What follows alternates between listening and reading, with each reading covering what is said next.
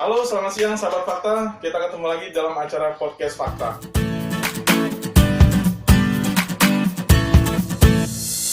Bersama saya saat ini ada dua narasumber. Yang pertama adalah Bang Asas Tigor dan juga Pak Aris Bagio. Hari ini kita mau bahas terkait pemberlakuan kembali PSBB Jakarta pada nanti tanggal 14 September. Sebelumnya, tanggal 9 September, tepatnya di Rabu malam, melalui konferensi persnya, Gubernur kita nih, Bapak Anies Baswedan, akan merealisasikan kembali memperketat Jakarta ke zona PSBB awal. Tepatnya akan diberlakukan pada Senin depan, 14 September. Kita pada saat ini ingin coba nih menggali dari pengamat kebijakan publik terkait kebijakan Bapak Anies ini pada tanggal 14 nanti seperti apa. Tanpa menunggu lama lagi, kita langsung buka acara ini. Pak Bang Asas Tigor Nainggolan, PSBB diberlakukan lagi pada 14 September nanti. Pendapat Abang bagaimana? Ya, pendapat saya telat.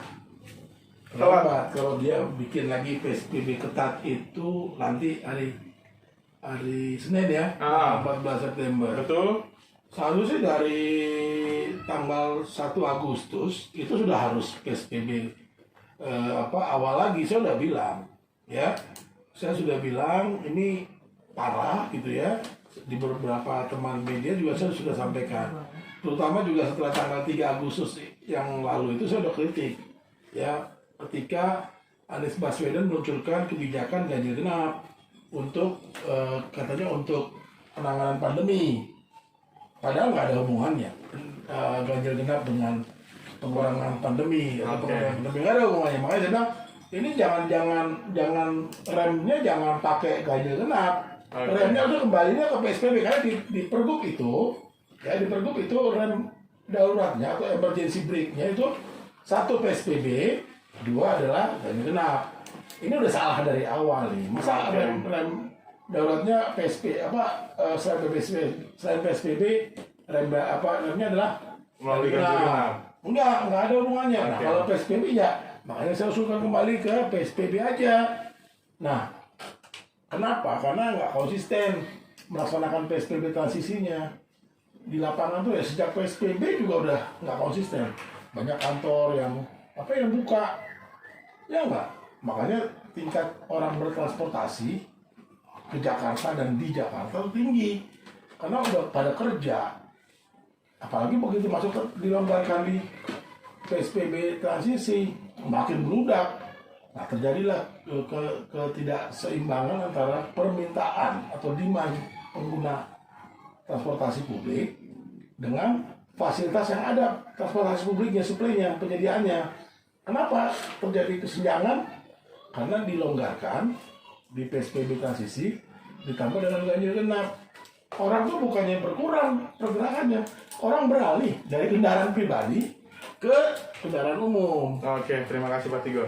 Nah, itu jadi yang naik orang jumlahnya di Jakarta positifnya itu jadi sampai menembus di bulan Agustus itu lebih dari 1.000 orang per hari itu.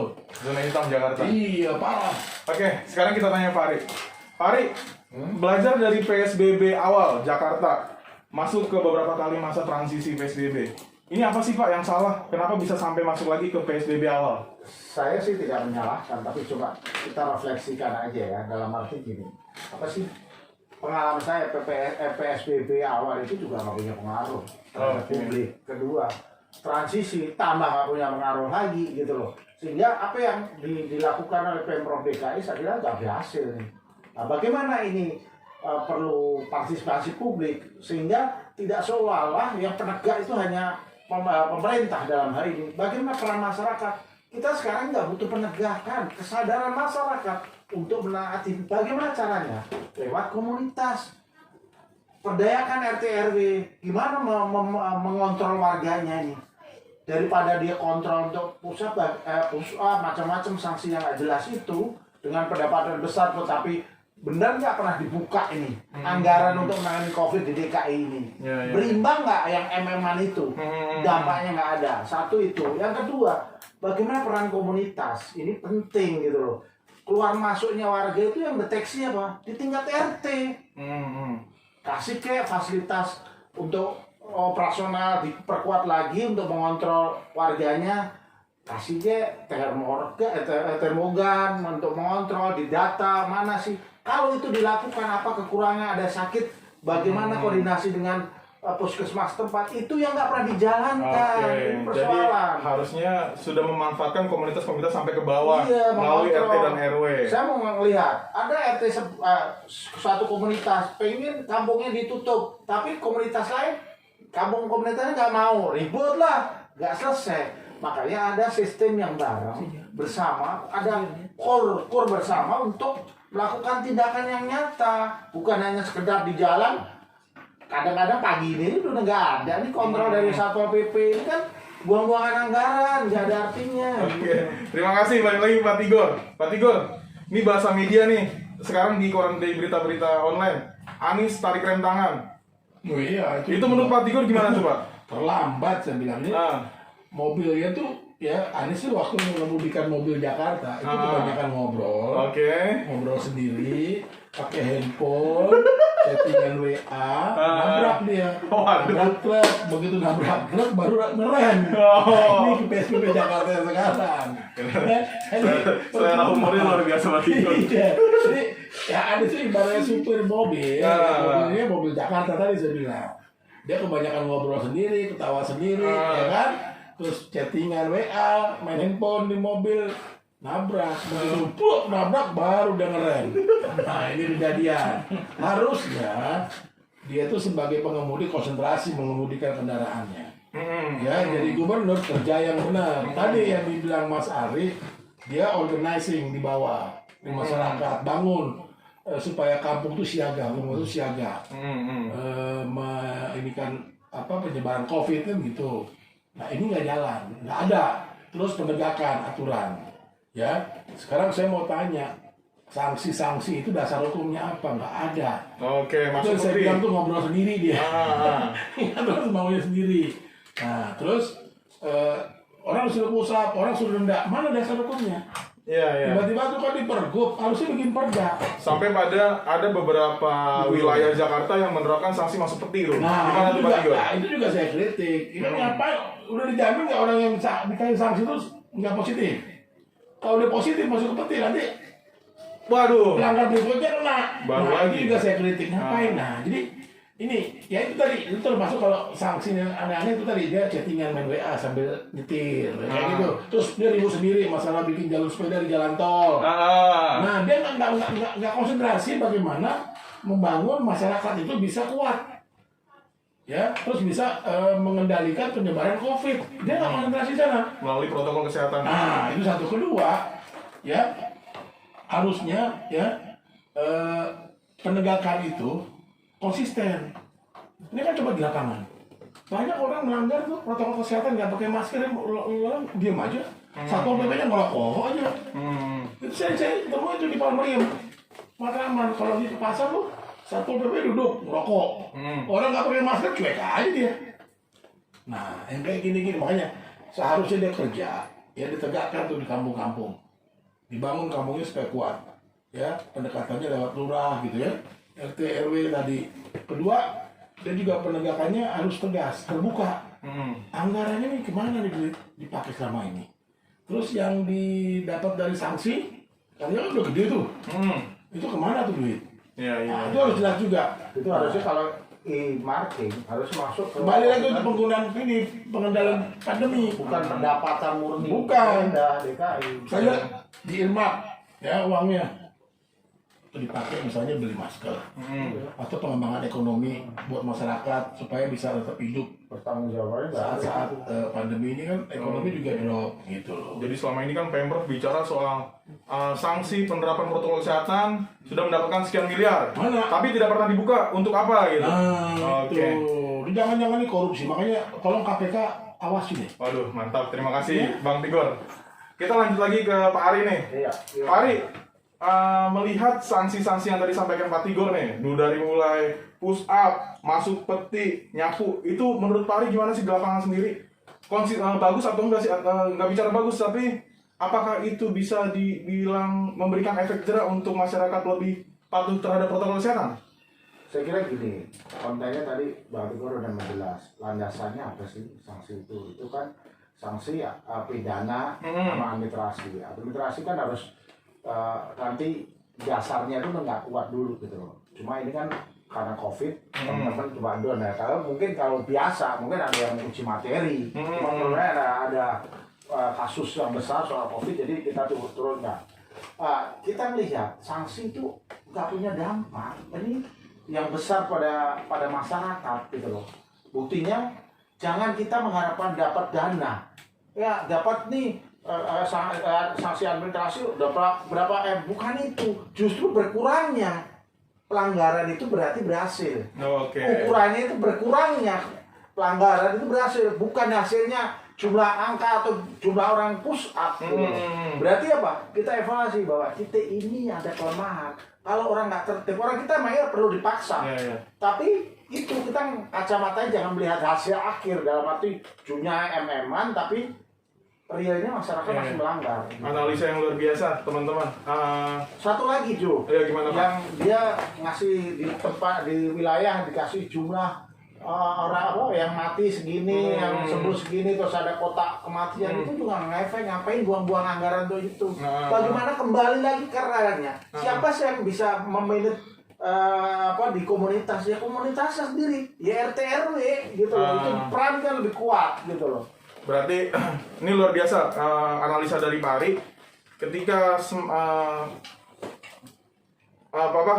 ketika kita dikeluarkannya beberapa orang yang terkena sanksi pelanggaran protokol kesehatan, semakin banyak berarti tindakan preventif atau penegakan yang sebelumnya tidak berjalan dengan baik. Itu dilihat dari tidak meningkatnya jumlah pelanggar. Jadi itu secara tidak langsung memberikan hasil bahwa selama ini penegakan ini tidak berjalan. Tindakan preventif terhadap hal tersebut tidak berjalan juga. Lanjut lagi. Gini, satu lagi yang perlu diperhatikan, jangan selalu nyalahin masyarakat. Ini masyarakat koreksi juga pemimpinnya juga. Kalau masyarakat salah, ayo kita koreksi juga loh. Jangan melihat dari atas. Ada problem sosial yang belum clear di bawah. Apakah semua bantuan sudah selesai di tingkat bawah? Ini yang harusnya antara atas dan atas bawah itu ketemu. Lewat mana komunitas yang bisa dilakukan. Nggak bisa kita dari atas, kamu salah rakyat kita. Nggak bisa, kita nggak pernah mendidik dengan baik. Oke. Luar biasa. Pak Tigor, kita balik lagi. Menurut Bang Tigor nih, selama ini yang dijalankan oleh Jakarta untuk protokol kesehatan, coba Bang Tigor bantu kami, bantu saya dan juga teman-teman Fakta. Analisa Bang, kira-kira gimana sih Bang penerapan protokol kesehatan di Jakarta dengan daerah-daerah penyangga, Bang?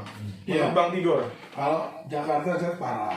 Kalau misalnya protokol kesehatan jalan, penegakan PSBB jalan di lapangan, angka kasus positif pertambahan tiap harinya itu nggak akan meningkat. Dia akan landai harusnya. Dikunci maksimal ketika PSBB yang sebelumnya. Ya, ini nggak landai dia meningkat. Berarti kan ada pelanggaran. Kalau dari jumlah angka pertumbuhan, berarti penyebarannya masih tinggi. Ya, nah kalau penyebarannya masih tinggi, berarti protokol kesehatan nggak jalan. Penegakan PSBB-nya juga di PSBB-nya sendiri pada masa transisi nggak jalan. Kenapa? Banyak kantor-kantor yang harusnya 50% pekerjaannya 100%. Harusnya work from home sebagian dengan shifting, itu juga berarti nggak jalan. Orang kerja penuh, perusahaan buka penuh. Kenapa? Ya transportasinya kan penuh terus. Betul. Ya, jadi protokol kesehatan nggak jalan. Buktinya apa lagi? Itu DPRD, kantor DPRD sampai sekarang di lockdown terus kan? Karena positif terus di sana. Positif apa nih? Positif COVID. Beberapa stafnya kan? Sama, ya kan? Nah, itu. Ini contoh itu benar. Kantor kelurahan banyak yang kena. Jadi nggak jalan dia. Terus juga kalau kita lihat coba masuk ke pasar, nggak ada tuh tempat cuci tangan di mana. Nggak ada jaga jarak. Dibilang katanya dulu Anies bilang waktu awal-awal PSBB, nanti orang Jakarta belanja pakai telepon katanya. Pasar tadi nggak perlu ke pasar. Mana ngomong kosong gitu loh. Ya sama PD Pasar Jaya. Itu kan untuk menjalankan protokol kesehatan, berarti nggak jalan. Nah ini yang masalah, gitu, yang harusnya dijalankan.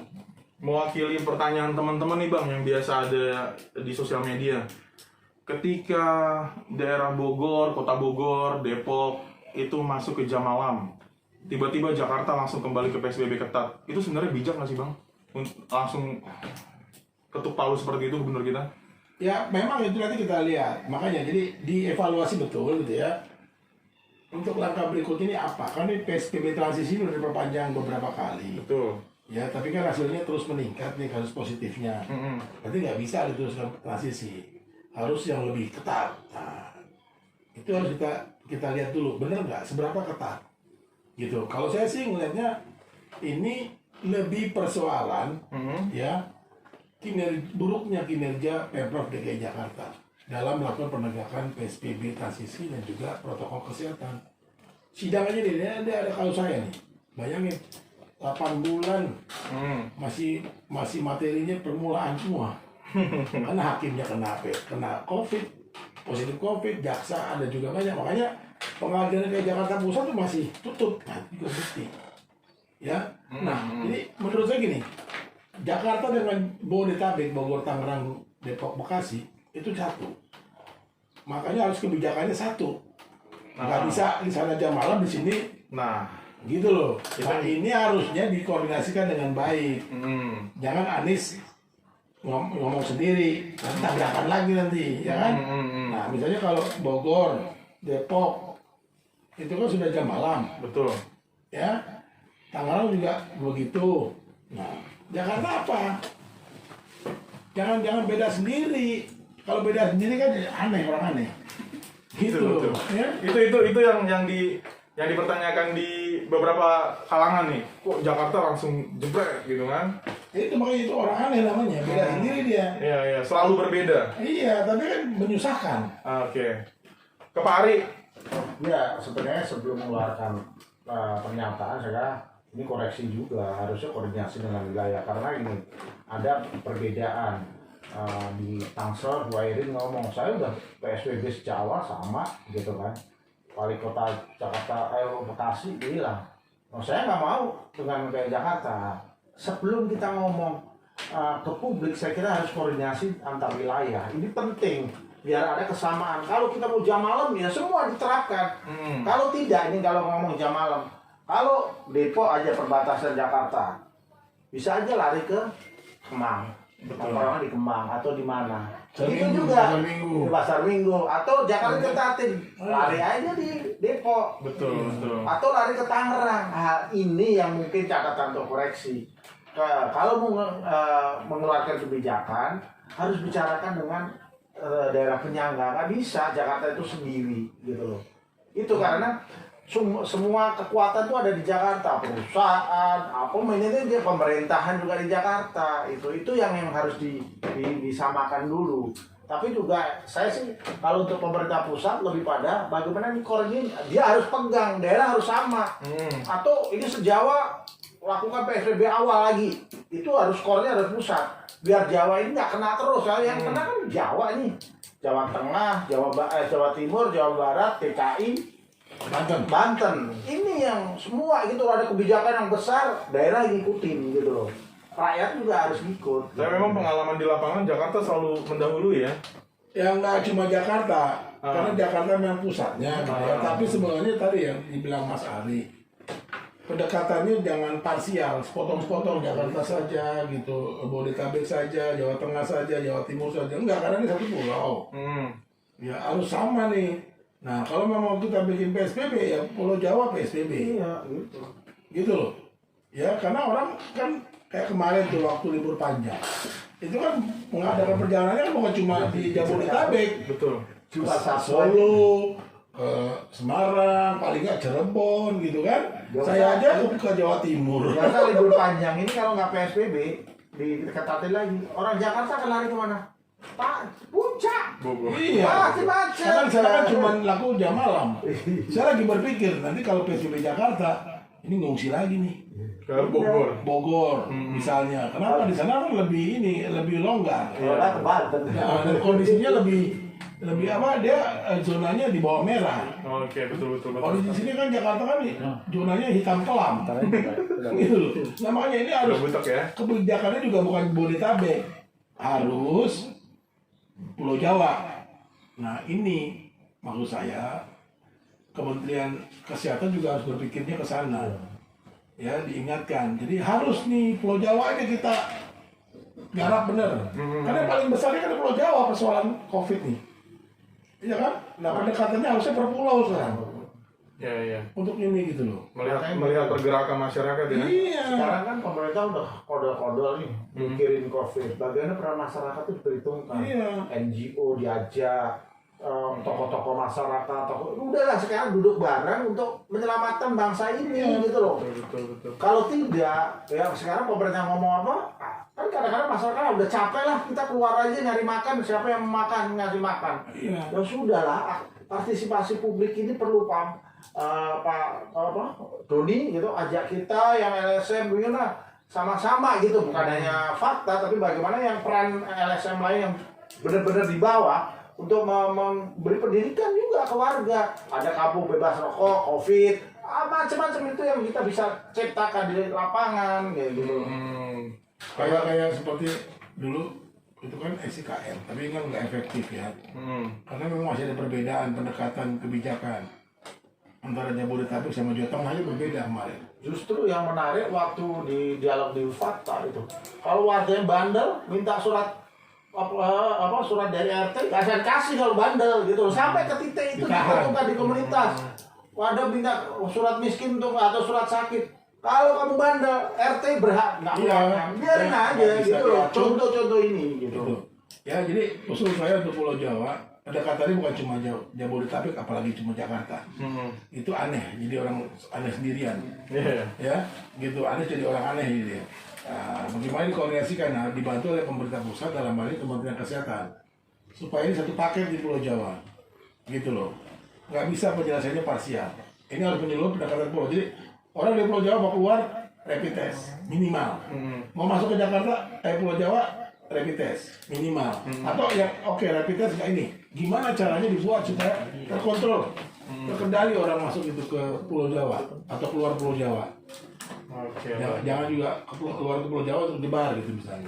Terus di dalamnya Pulau Jawa sendiri bagaimana antar provinsi itu juga harus dibangun. Kebijakannya harus sinkron, ya kebijakan harus sinkron, kompak tuh pulau misalnya, senasional. Terus juga sanksinya harus tegas, ya tegas dan sama kompak. Nah masing-masing daerah harus bikin perda, jangan bikin sanksi nggak ada perda, gitu loh itu. Daripada DPRD yang menghasilkan perda apapun, dia bikin perda. Rapat virtual lah ya kan? Susah amat. Kayak magabut tuh DPRD juga kan, gaji buta. Ya? Diskusi luar biasa sih. Saya juga bingung nih mau komentar apa nih. Ternyata memang benar juga. Jadi setiap kebijakan apalagi menghadapi masa pandemi COVID ini nggak bisa Jakarta, Depok, daerah-daerah penyangga lain bergerak sendiri, bahkan harusnya Pulau Jawa sekaligus. Pesan terakhir dari Bang Tigor dulu. Iya, saya pikir memang pendekatannya sekarang harus Pulau Jawa. Ya, nggak bisa harus jalan sendiri. Yang berpikirnya di Jakarta doang, ya nggak bisa, itu salah. Sekarang kalau Jabodetabek aja juga PSBB yang lama juga tetap. Betul, belajar dari kesalahan yang lalu. Makanya juga harus Pulau Jawa. Nah, Anies itu harus belajar dari pengalaman sebelumnya atau kesalahan sebelumnya. Jangan jalan dengan kakinya sendiri, dengkulnya sendiri gitu. Dia harus pikir baik-baik gitu ya. Lihat sekarang ini masalahnya hidup matinya warga. Gitu. Jangan sampai ada tarikan rem-rem yang lain. Iya, hati-hati lah ya. Konsentrasi kerja yang benar, jangan sampai nabrak baru narik rem. Betul. Gitu, ya. Terima kasih Bang. Ya pulau gitu loh. Terima Pulau kasih. Jawa ya. Pak Ari, pesan terakhir. Sebenarnya harus ada sinergi itu, ada entah apa sinergi antara pemerintah pusat dan daerah khususnya Jawa, baru nanti daerah lain. Karena kalau ini tidak bersinergi, nanti yang terjadi masing-masing daerah melakukan sendiri tindakan sendiri-sendiri. Ada yang mau lockdown di Tegal waktu dulu kan, Jakarta, apalah ada aja gitu masing-masing wilayah gak karuan, mending diorganisir oleh pemerintah pusat semua sama se-Jawa. Harus melakukan tindakan. Kita pahit deh sekarang ini mau di PSBB ketat 2 minggu atau 3 minggu atau nanti kesepakatan. Ini kalau benar dilaksanakan mungkin berhasil. Tapi dengan melibatkan syarat tadi, jangan hanya pemerintah atau libatkan masyarakat dan jangan menyalahkan masyarakat. Oke, terima kasih. saatnya melibatkan masyarakat Secara nyata. secara nyata. Itu hasil dari diskusi kita kali ini. Dan juga pendekatannya kebijakan 10 Jawa. Oke, langsung ke Pulau Jawa, langsung satu pulau. Agar tidak ada lagi yang namanya penyebaran-penyebaran. Terima kasih untuk diskusi hari ini, Bang Tigor, Pak Ari. Salam sehat. Oke, terima kasih. Jangan lupa pantengin terus YouTube kami di Fakta ID. Kami juga ada Instagram, forumwarga_ID. Di situ kalian bisa lihat beberapa diskusi-diskusi menarik kami lagi. Sampai jumpa.